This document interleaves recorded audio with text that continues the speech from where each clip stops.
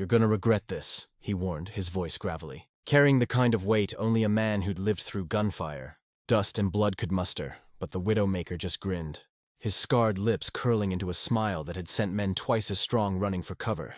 The kind of smile that belonged to someone who had nothing to lose and enjoyed watching the world burn. And as the wind whipped dust across the barren street of the forgotten frontier town, every eye from the saloon's smoky window to the broken church door knew that they were standing on the edge of something that would be whispered about for generations. The moment when fate chose sides between a man haunted by his past and a legend soaked in death. The Widowmaker was not just a name, it was a curse, born from the trail of bodies he left behind.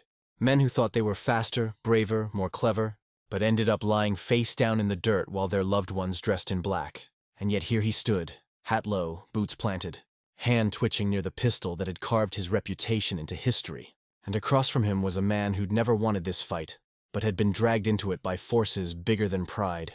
A man who carried the burden of protecting lives that the Widowmaker had sworn to destroy for no reason other than proving he could. The silence of that moment stretched like a noose tightening. Townsfolk holding their breath, the old clock tower ticking slow and cruel, and though the man facing the Widowmaker's grin could feel his heart pounding like war drums, he refused to look away, because he wasn't fighting for his own survival, but for the future of a town that had suffered long enough. Families who deserved peace, children who deserved to sleep without hearing gunshots in their dreams. And as the Widowmaker's grin widened, daring him, taunting him, the man recalled every lesson life had carved into his soul, every failure, every betrayal, every scar that had taught him that fear only owned you if you let it. And so he stood taller, eyes hardening like steel forged in fire, his voice steady as he repeated, "You're gonna regret this." Not as a warning this time, but as a promise. The Widowmaker laughed low and cold, his laugh slicing through the air like a blade, because in his world, regret was something that belonged to the dead. And then, in the blink of an eye, time shattered, hands blurred, guns screamed, the crowd gasped, and smoke wrapped the street like a shroud. But when it cleared, only one man remained standing. The other sprawled in the dust with his grin frozen forever.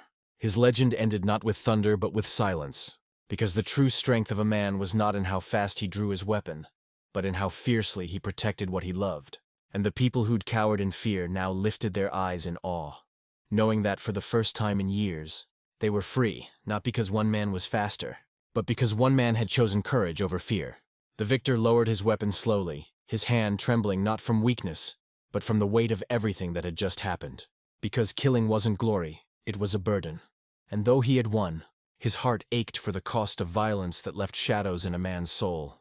Yet as the townsfolk approached, their voices rising in gratitude, he realized that sometimes a man didn't choose to be a hero. Sometimes fate forced him into it. And when that moment came, the only thing that mattered was whether you stood tall or fell short. And as the sun broke through the clouds, bathing the dusty street in gold, he holstered his gun, turned to the townsfolk and said, "This isn't about me. It's about you. Don't let fear own you again. Live free, live bold, and remember, every story worth telling begins with a choice." And though his words were simple, they struck deep because the people understood that courage was contagious. And the day the Widowmaker fell would become a story parents told their children. Not just about a gunfight, but about the power of standing against the impossible.